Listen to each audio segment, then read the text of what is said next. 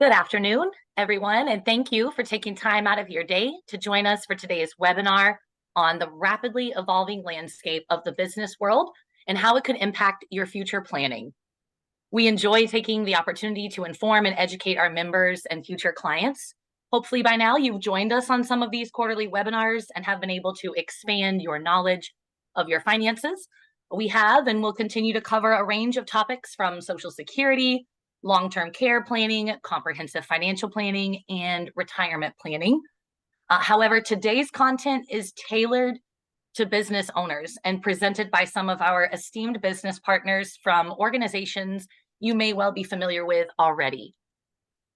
Our presenter this afternoon, Ryan Sullivan, is a vice president and managing director of the Applied Insights Group at Hartford Funds. He leads communication workshops around the country and speaks on a variety of financial topics with a focus on retirement research from the MIT Age Lab. Today, he will be sharing with you some of that research as it relates to the changing demographics within the workplace and how they may affect you and your organization moving forward.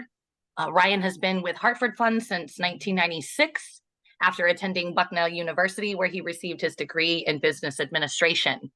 He carries, and I'm going to take a deep breath here, his certified financial planner designation, chartered life underwriter, chartered financial consultant, chartered retirement planning counselor, chartered mutual fund counselor designations. All that to say, he brings a wealth of knowledge to the table today, so please don't hesitate to ask your questions throughout the presentation. He currently resides in Charlotte, North Carolina with his wife, Katie, who is an infectious disease doctor and has probably been very busy lately, and in his free time enjoys doing improv comedy. Ryan will be followed by our partner from Empower, Brian Schulteis. Brian is the regional sales director for North Florida for Empower. He's been in the retirement industry for over 16 years and has worked for Empower for 10 of those years. He resides in Jacksonville, Florida with his wife and 2 kids. And what motivates him is working with businesses to focus on 2 core aspects within retirement plans: operational efficiencies and improving participant outcomes. I also have the pleasure of co-hosting this call today with my colleague, Rick Gregson, one of our VP wealth managers here at VyStar Investment Services.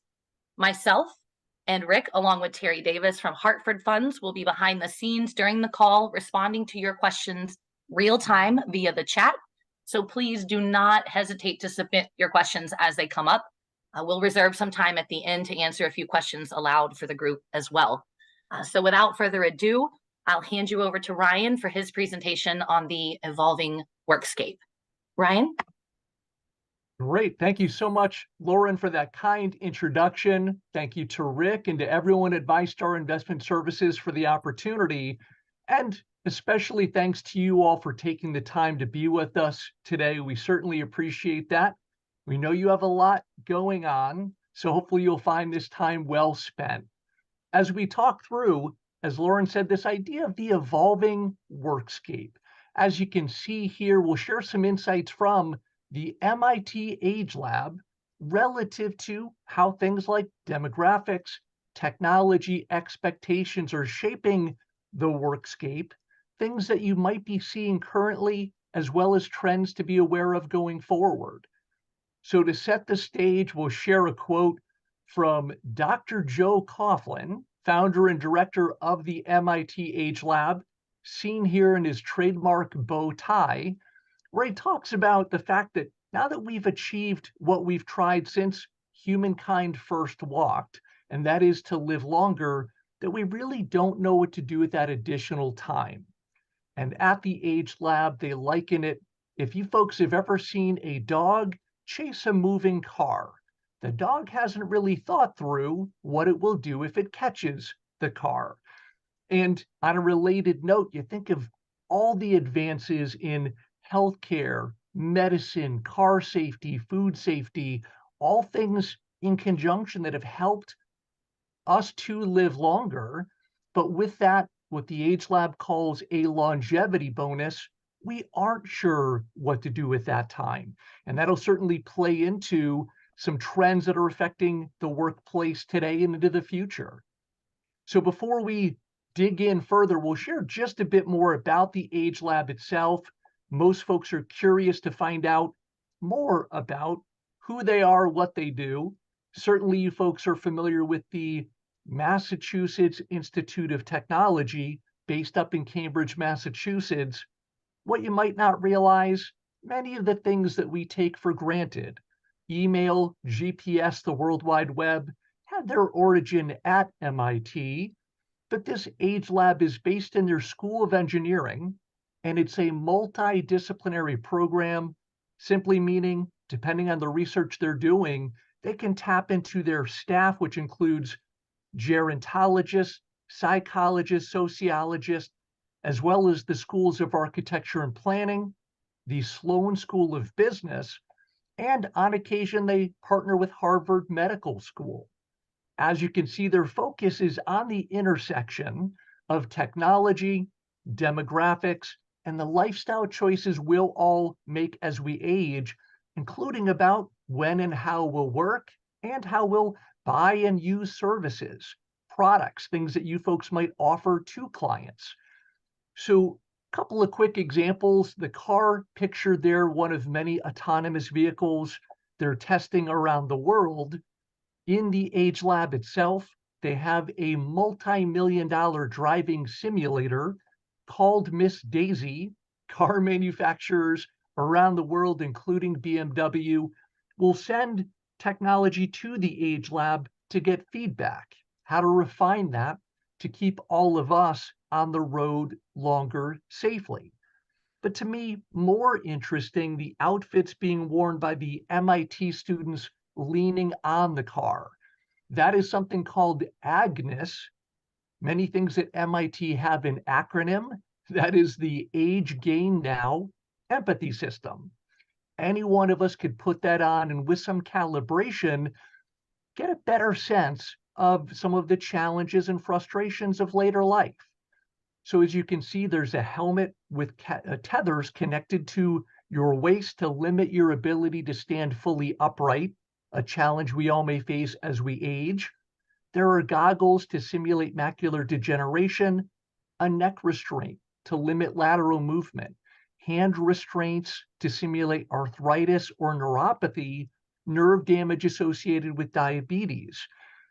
And you think about the combination of that, the impact of wearing that suit. When we do in-person events, typically at this point, we get two questions.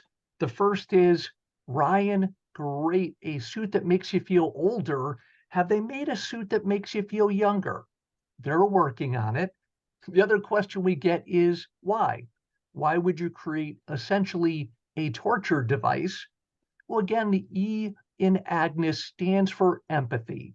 So if you think about the young, bright people at MIT, if as they're designing new products and services, they're doing that without an understanding of the challenges we all may face as we age, they won't be doing that very well. So Hartford Funds happened to be a founding sponsor of the Age Lab back in 1999. Another sponsor, CVS Pharmacy. Picture top executives from CVS wearing that Agnes suit, trying to shop in the typical CVS store, those executives realizing very quickly that their store wasn't well laid out for an older consumer and started making changes to their stores worldwide. So for you, depending on the type of business that you have, thinking about if it is you were wearing this suit, what might you learn about your business, your storefront, the products or services that you offer? But as we get into our topics for today, we'll talk a bit about some disruptive demographic trends, changes to how we work, and then what the Age Lab would call a new social contract. So the demographic shifts, certainly we've seen this coming for decades, but finally here, the point at which in the US, by the end of the next decade, there will be more people over age 65 than under age 18. And that'll be the first time in the history of our country that that's the case. Many things factoring into that, but you think about how it might affect the workforce, certainly the impact on the number of people paying into Social Security, the need for caregiving, all things that will be exacerbated going forward by this widening gap, and thinking about what that might mean for your business, our economy. But to take a snapshot where we are currently, that many businesses, especially larger companies, having what can be a 5-generation workforce. So people in that silent or greatest generation, folks born prior to 1946. But when you look certainly for ownership of companies, top management, often still baby boomers or Generation X. But in terms of the quantity of workers, now more millennials in the workforce than any other demographic. And for younger people entering the workforce, it remains to be seen how it plays out, to what degree they steer toward corporate jobs, nonprofits, starting their own businesses, leveraging some of the technology we'll talk about later in the presentation. But again, if this is a snapshot where we are currently, to know that each of us will go through a process that involves what the Age Lab describes as these 8,000-day segments. So 8,000 days, many of you good with numbers, just under 22 years. So from when we're born to when we finish, if it's vocational school, college, a first stint in the military, roughly 8,000 days. From that point to when we have our first midlife crisis, who's excited? Per the Age Lab, we are living long enough, we might have more than one midlife crisis. I think the car companies are excited about that. From that point to when most folks will stop working at least full time, roughly 8,000 days. And from there, we'll put it gently, to when our birth certificates expire, again, roughly 8,000 days. People saying in those first 3 phases, they felt they had guidance. You think about between having a parent, a teacher, a mentor, a coach, a boss, many people feeling they don't have that in that final phase. Now, to be clear, since we're also talking about planning for retirement, the idea of 8,000 days in retirement, just an average, what we don't want people cashing out their retirement savings on day 7,999. Certainly, any of us could be the next Jean Calment, the oldest person to have ever lived on our planet. She lived, documented in recent times, to the age of 122. They think she could have even lived longer, but she didn't stop smoking until age 117. But how does this longer life play out in the workforce? Well, as you look at these Bureau of Labor Statistic projections of where the labor force growth will be, it is in that group for folks certainly 55 and up, and especially 75 and up. The growth there, we'll talk about. Certainly, we've heard about the Great Resignation, the number of folks who have left the workforce, especially during COVID, but now the number of people coming back, at least part-time, to the workforce. And when you think about why folks choose to do that, those of you as business owners, this might be something you've left corporate America, now at an older age, starting a new business. One of the largest demographics of new entrepreneurs is women over age 50. But when you look why folks choose to keep working, that according to the EBRI, the Employee Benefit Research Institute, that the majority of folks want to stay active. They like what they do. According to this most recent survey, only about 40% saying they need at least some money to make ends meet. And in follow-up interviews, some people saying, I didn't even mean for me, that they're helping their adult kids financially or their parents, being stuck in, you've heard this, sandwich generation. Per the Age Lab, we're living long enough, we might wind up in the club sandwich generation, multiple levels where we're helping potentially kids, grandkids, great-grandkids. But when you look at other reasons all of us should consider working into later life, the benefits to that, certainly lessens the risk of isolation. If you haven't seen the research that says if we're isolated in later life, the impact on our life expectancy is the equivalent of smoking 15 cigarettes per day, 15 cigarettes per day. So lessening that social isolation, certainly an ability to be involved in a community, in our, if it's where we work with other business owners, centers of influence, but to keep learning. It's shown that if we keep working, it lessens the risk of dementia and depression as well. So for all those reasons, to encourage people to stay on or come back to the workforce, especially given the labor shortage that we're seeing in many parts of the country. Again, many of you may be impacted in some way by this, including things like potential strikes in certain industries, all things that are having an impact. But whether it's in healthcare, the need for skilled labor, electricians, plumbers, truck drivers, certainly something that affects the whole economy. And in trying to make up for that shortfall, looking at everything from self-driving trucks that are actually in use in some places where they have private access roads, places like seaports, transporting material, cargo back and forth. In the near term, looking to lower the age at which you need to be to drive an 18-wheeler to 18.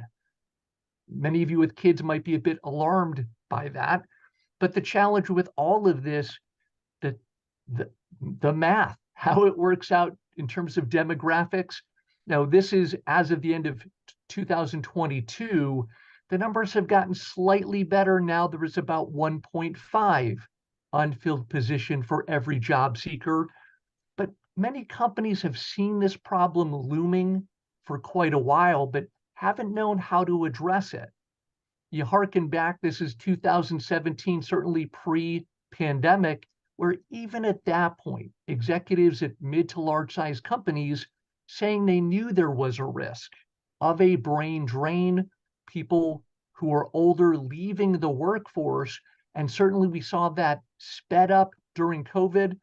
So the number of folks who retired during the pandemic, and you think about the fact that at that point the stock market was doing well, inflation was low. You fast forward a few years, as you know, it's just the opposite, where there's at least more market volatility and higher inflation. So reasons why many people choosing to come back to the workforce. But the problem in having more experienced workers leave, you see here where the majority, these are baby boomers who were surveyed who said they want to help, share information, mentor the next generation. And yet the majority of companies polled were not offering that opportunity. And if you've seen it at your own company, when a top worker leaves, all the information, relationships, the impact on things like company morale, studies from PwC, Deloitte showing that anywhere from 2 to 3 times an employee's annual salary, the impact to that business and replacing that worker, and that challenge that how do we keep people engaged, those top employees, over what might be a longer work span. So when you look at things like participation rates in the US marketplace, labor participation going up across the board right now, people who have retired choosing either because they're bored of golf already or some financial considerations coming back to work. But you couple that with longer life expectancies, especially for women, all of that making for a change to the traditional career cycle. You hearken back to the days of Social Security when it was first implemented 1935. At that point, men typically the primary breadwinner. Good news from the government, you get a pension in the form of Social Security starting at age 65. Life expectancy at that point in the US, only age 62. And so we know that's changed dramatically. So that career cycle where people saying they're willing to take a reduction in pay, in status, to allow for a bit more flexibility. And you couple that with the changes in how we work, many industries having more opportunity for remote or hybrid work. Interesting to see how quickly the pendulum has changed. We know pre-COVID, many companies saying they didn't believe their type of work could be done well remotely, including financial services. Many companies forced to adapt during the pandemic, and now many companies having trouble getting employees coming back into the physical workplace. Although if you follow the trend, more and more companies getting to 3 days, 4 days in person, and feeling more comfortable making that a strict guideline. That pendulum going back to employers, depending on the industry, having more ability to dictate where and how people work. But for if it's more IT oriented jobs or where that flexibility is still possible, great. You folks know very well the pros and cons of things like hybrid work. You can hire employees around the country, arguably around the world. Some of the work-life balance that many employees are looking for, but some of the challenges. There've been a drop-off in productivity, people worried about things like mental health. There's been a noted increase in mental health challenges given that people working remotely are a bit more isolated. So we'll wind up, per the Age Lab, in some sort of balance there where many companies choosing to hire hybrid workers, part-time workers, flex jobs, as the kids call them, side hustles, but all things where technology allowing for more flexibility in how each person works and how companies hire and staff. We're just updating these slides for an additional trend that you folks have heard too much about by now, and that is artificial intelligence. That for all the jobs listed here, these are companies that typically have hired people on a part-time basis, leveraging technology to do that. At what point do we have self-driving cars or your ability to use things like ChatGPT to create content, maybe that lessens the need for certain roles at your company? All of that remains to be seen how it will play out. And yet there's some things that don't change. How it is that we communicate between generations, the opportunities and challenges there. For example, here's some Age Lab research. I'd encourage you to read this phrase and think about what it means to you. And in person, I'll get quizzical looks, folks saying, well, how can that mean more than one thing? Well, what they found in doing this research at the Age Lab, the difference was in the urgency. For baby boomers, it was an order, something that needed to be done immediately.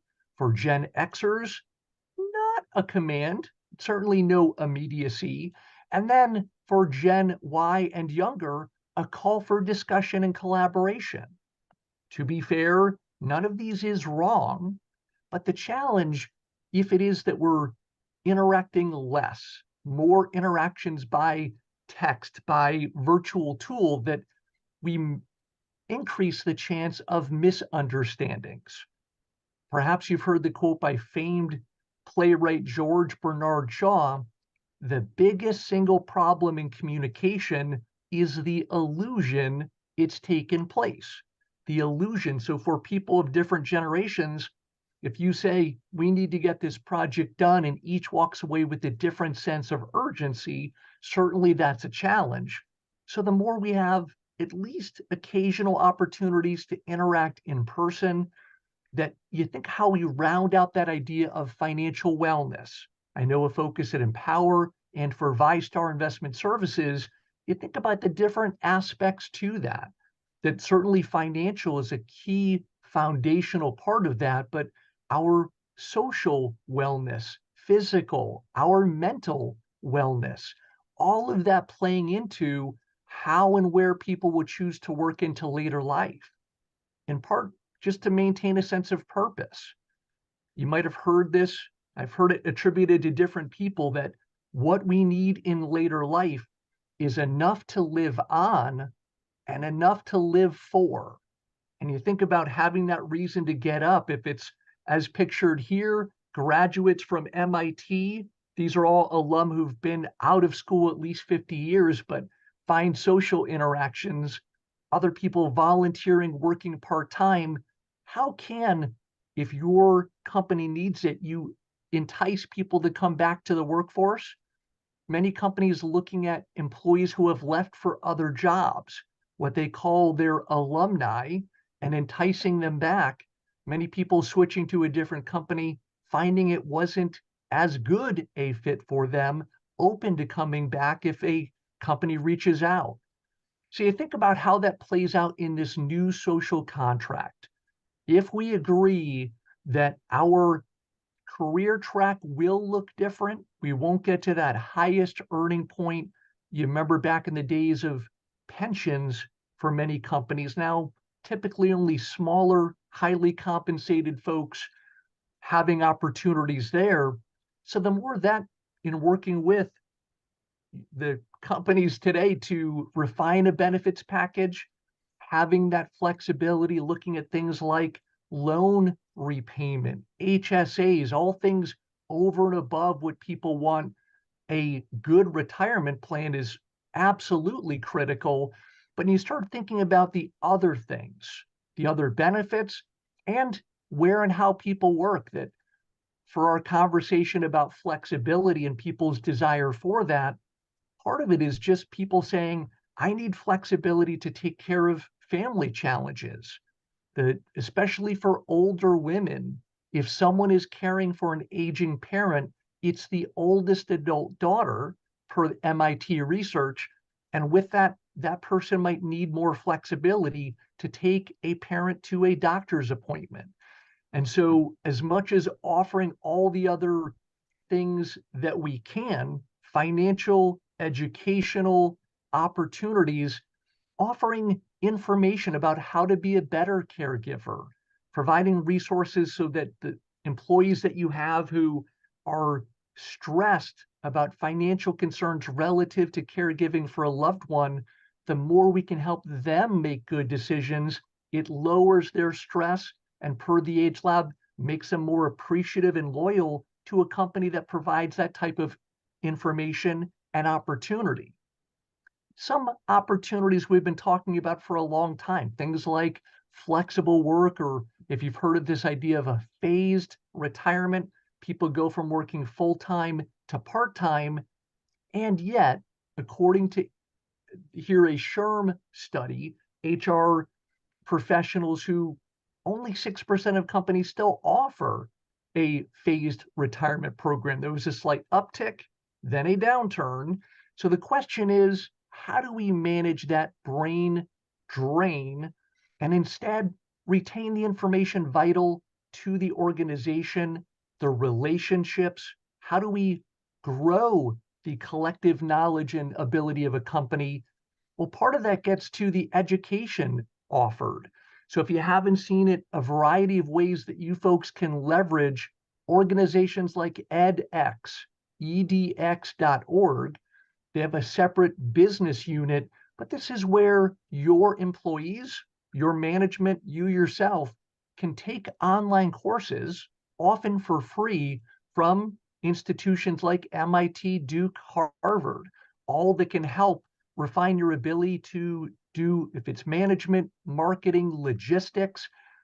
And for a small fee, often you can get a certificate with that, not important to you as business owners, but for employees who want to be able to show that they're growing, they're learning on the job. Leveraging some of these opportunities can be very helpful. We have related information in a piece that I know the folks from VyStar will send out afterwards. But if you get the sense, we'll put this all together, that if it is that employees are looking for at least some flexibility, the pendulum is swinging. More people are going to be encouraged, if not forced, to go back to in-person at least more of the time. But if we can give better education, a better, more well-rounded lineup of services, offerings, wellness opportunities, and allow for that education, all things per the Age Lab that will help you be the employer of choice in the type of industry that you're in. So to hear it from Dr. Joe, we'll wind things down. I'll turn things over to my friend Brian in just a moment, that per Dr. Joe and his book, The Longevity Economy, where he has a focus on how these trends will play out in the workforce in the US and around the world, that by having the insights, it's not just going to be a better place to work that fosters well-being and community, ultimately to be a more productive workplace, and with that, a more profitable workplace. Certainly a win-win. So I'll wind my portion down by just saying in that related piece that the folks from VyStar Investment Services will share as part of the wrap-up, that to look through on the different topics that we discussed, there's more information about how to dive in deeper, how to do things like a reverse mentorship program, helping younger employees meet with more senior folks, learn from each other, how to do those types of things well in a way where people feel more valued, more likely to stay with the company, all opportunities, often not at a large cost, but with the right effort, with being intentional, can make a tremendous difference in people wanting to work and stay with your company. So with that, I will stop sharing and I will turn things over to our friend Brian from Empower. Great, thank you, Ryan. I am going to go ahead, share my screen with everyone.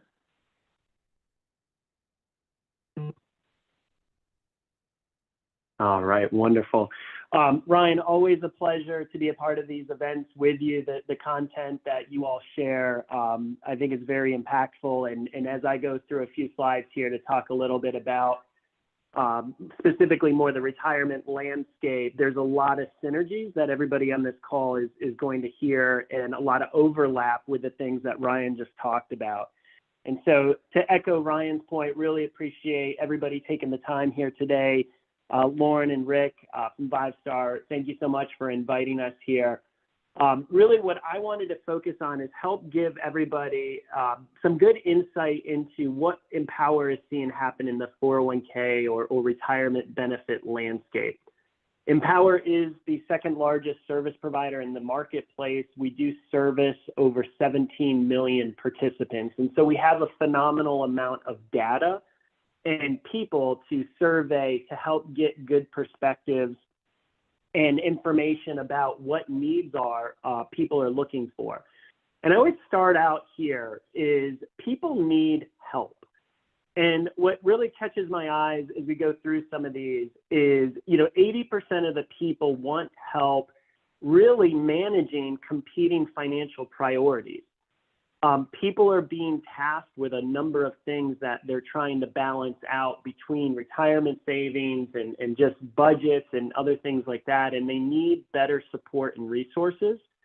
And when we surveyed, how this is impacting their day-to-day productivity, 53.5% said they would be more productive if their finances were in better shape. 90% wanted personalized financial plans. And the one that I think resonates the most with me, because Ryan, this was on one of your slides, Ryan showed that 58% of the total workforce is comprised of millennials and Gen Zers. And when we surveyed that specific market segment of participants, 47% of them came back feeling that their employers could do more to better provide resources and support for them.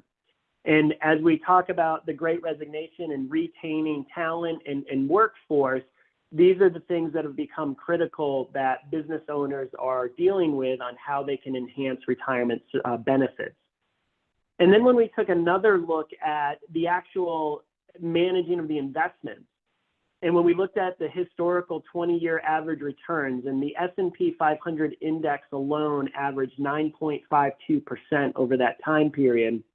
And if you took a typical balanced portfolio of about 60% equities, 40% fixed income, that balanced portfolio averaged 7.72%. But when you look at individual participants inside of retirement plans that are trying to manage their own investments themselves, unfortunately, the average return those people got over that same time period was 6.24%. And so we took this another step further and took a look at the impact of advice. And this is where, the partnership of services that VyStar Investment Services Group provides, in addition to things that I'll show you here momentarily. But the one thing I want you to walk away with from today's meeting from Empower's perspective is advice matters.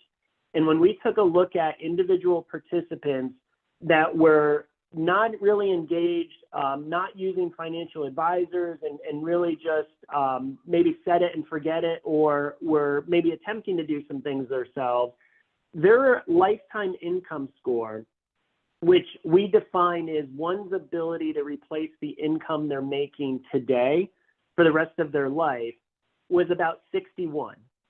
And once we got those individuals utilizing some sort of advice, whether it's working in person with a local financial advisor or leveraging digital advisory type tools, the impact was significant. And we saw an increase in that lifetime income score go from 61 to 85. And then when we got a combination of multiple sources of engagement, whether it's using digital tools, online advice, in combination with in-person physical advice, the ability to replace income literally went up to 98 and had a phenomenal impact to people's long-term financial well-being. And so at Empower, when we took a look at this and we continue to evolve the landscape of our industry, we really boiled it down into three core fundamental things that we're focused on. Is one, technology. We have to have amazing, engaging technology, but you have to back it up with people. And that's where a lot of the great services that the VyStar team brings to the table, in addition to things that Empower is doing to create that engagement, and tying it all together with advice. And when we accomplish this, we're really going to continue to enhance and make positive impacts in people's lives. And so what we thought about as we started looking at technology is, one, the technology had to be personalized. It couldn't be generic. Two, it had to go holistic. Specifically, we're focused in the retirement space, so any type of retirement benefit provided to employees. But going back to that original point, people need help with competing needs, such as budgeting and debt management and maybe educational saving, et cetera. So we had to go more broad and holistically help people see the big picture. And then, as I talked about, backing it up, bringing everything full circle with advice. And so when we started focusing on the experience, one of the most unique things that we found is the more engaged and the more ability for people to leverage the tools and resources had a direct correlation to one's savings rate, which has a critical component to their ability to have more income throughout the retirement years. And so when we looked at the unengaged participant of a retirement plan, and that would be somebody that's saving, which is a good thing, but maybe they're not logging into their account. Maybe they're not attending education meetings. Maybe they're not speaking to anybody.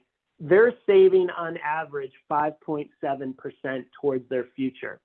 If we can get them engaged one way or another, whether it's speaking to people, leveraging digital technology, that increase goes, or that contribution savings rate increases to 8.8%.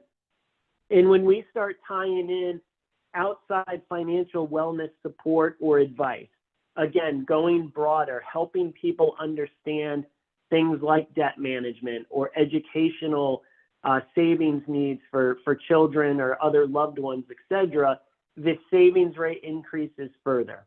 And when we combine it all together, you are utilizing a engaging landing page that can holistically bring visualization to one point. We're seeing the most increase in retirement savings and having participants saving an average of 11.3%. And then leveraging technology, and you heard Ryan talk a little bit about it, artificial intelligence. We're no different as an organization. We are using artificial intelligence behind the scenes, and this ties into that technology component. It also ties into the personalization component that I've been talking about. So what we're looking at is how do we communicate to individuals based on the unique situation and where they're at in their life. And we're leveraging this technology to scan participants to find what are their needs, what are things that they can be focused on that have positive impacts to them long term, and automatically push these personalized communications that have unique messaging, they're simplified and clear take action components to them. And what we found was when we did this and turned these components on, the engagement increased by 600%. And so this is now getting into how we're leveraging technology, personalization, creating engagement, and combining it through services like VyStar has the ability from the human aspect of this. It's really having a major impact to success for employees of organizations we're supporting. And to carry on to the human aspect of this, or the people, the other thing that we're focused on is creating outbound reach. Why is this? It gets back to engagement. We want to be making proactive outbound calls to individuals to start to help them and address a number of needs that they might have. And what we're finding is, one of the ones that I like the most is 84% feel more confident. And go back to a point that I made earlier, that 53.4%, I think it was, of individuals felt they would be more productive at work if they felt their financial well-being was in a better place. And when we think about the topics that we can together in this overall partnership deliver to employees, it's things like that overall retirement planning. Maybe it's general education. Budgeting is critical. If people really want to help understand what they can do, first step of that equation is always understanding how much resources they have to determine where that next best place is that they can spend $1.